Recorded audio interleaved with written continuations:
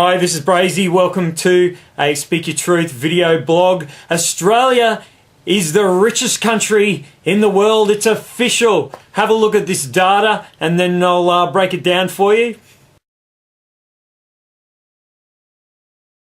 That's right, you saw it with your own eyes, and it's more factual too, because it gives us an idea of how our middle class is going. It doesn't just say, who's the richest people in the world, because we all know they don't belong to countries.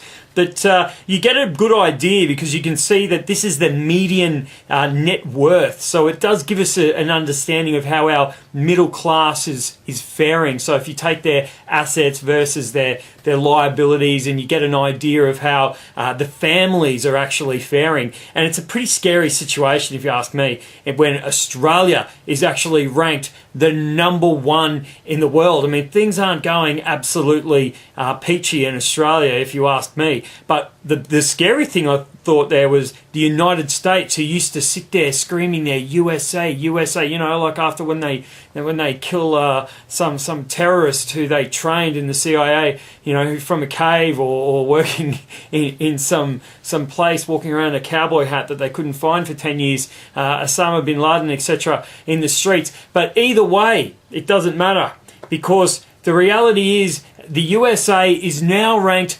27th in the world. Now, to me, this would explain why the United States on the whole is actually the people are starting to wake up a little bit. They're starting to become aware. And I think that's why you've got Bradley Manning starting to come out. Things aren't as great as it used to be. So they're starting to leak information to say, you know what, we're going against humanity here. We're breaking all of the laws when it comes to fighting a war. So they leak the information out. You've got, of course, Edward Snowden right now. He's starting to say, listen, this country isn't what it used to be or what it says it is. And we are spreading freedom around the world. In fact, look what we're doing to our own people. So I think what you've got is a situation where the United States, after they've dropped down the rungs down to 7th in the world, that you're starting to see a situation where the American people are beginning to wake up. Now, the question I'm often asked is, why isn't Australia waking up? Now, I think the basic reality is you could sum this whole thing up in one word: Santa. Now, do you all remember when you were a kid and you were in the playground and that kid came up to you and said, look, I've got the evidence. It's on my hand. Check this out. Santa isn't real. And you all sort of looked at this guy and you were saying, mate, what are you talking about? And he says, mate, have a look. I've got the letter that I wrote to Santa. I busted my mum wrapping the presents. I've got the receipts. I know she's the one who did the shopping. And my big sister, she told me straight out that Santa's not real.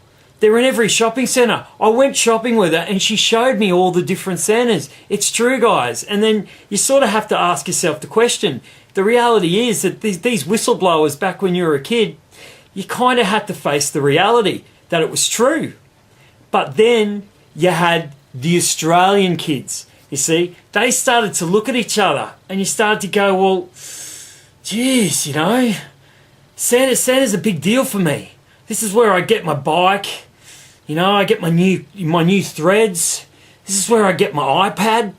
This is where I'm going to get my new PlayStation games. I don't know. I don't know if I can start, because effectively that means the media's been lying to me, which it does. I mean, it still does to this day. That means my teachers are lying to me, which they probably are. That means my parents are lying to me, which I'm pretty furious about. And if I go walking in there and telling my parents that they're lying to me and that I've had a gutful, Australians are like that kid that's going, well, I might miss out on my bike. I'm pretty comfortable at the moment. I'm pretty satisfied. I might miss out on all my Xbox games. I might, things are going pretty cruisy for me. I don't want to start making waves. And so that's the way I'm sort of seeing the way Australia is sort of behaving. They're in a position globally where, we're cruising along. There's no need for us to actually stand up and start putting on a show. And unfortunately, we've got this idea in our mind that, if we were to stand up and start demanding more from our government, or start showing, everybody in Australia exactly what's going on and what sort of country we might want to live in, things could go pear-shaped. We might miss out on our Christmas presents, and we might end up having to go to church, and that would be devastating. So instead, we tend to just keep our mouths shut, and we go on with our business, and we just live the lie, and we smile a bit. And I think that's how it goes, because in this age of what you might call information, because we're no longer living in the dark, we all know that Santa isn't real. And if you don't know, you've got a pretty good feeling. Because it used to be that we lived in this age of, where ignorance was bliss, or ignorance was an excuse. But nowadays, ignorance, I don't believe, is a choice. And that's because the information is right in front of us.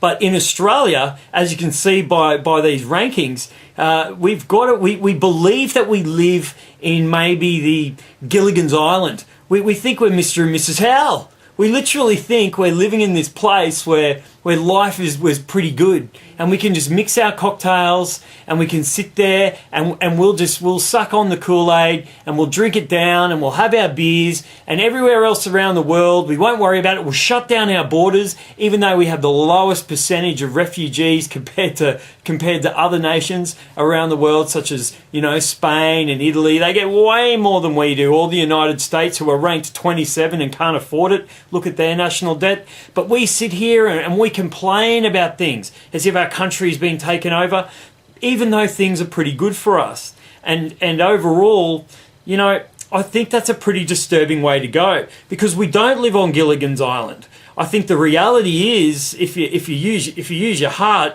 instead of, there's basically two emotions. I mean, you've got fear and love, and the reality is, I think people are acting a little bit fearful, and they're living in denial. They think they are on Gilligan's Island, when the reality is we are on the top bar maybe of the Titanic, and we're mixing cocktails on the top bar of the Titanic, and everybody else is suffering around the world. And we have to realize that we're very much a part of that, and we have to become members of this ship, and realize that we're going to go down with this ship just like everybody else, unless we become part of the bigger picture and do something about it. That's my feeling about it. We have to really start to open up our hearts and say, right, what are we going to do, and do it out of love, instead of sitting here and saying, right, okay, well, the barman's gone, I'm going to mix my own cocktails here, but I'm just doing all this out of fear and pretending. Because I think that's what's going on in Australia at the moment. Hey, this is Brazy. I don't want to be middle class. I don't want to be considered rich at a really bad time. I just want to be free, and I just want to be happy. See ya.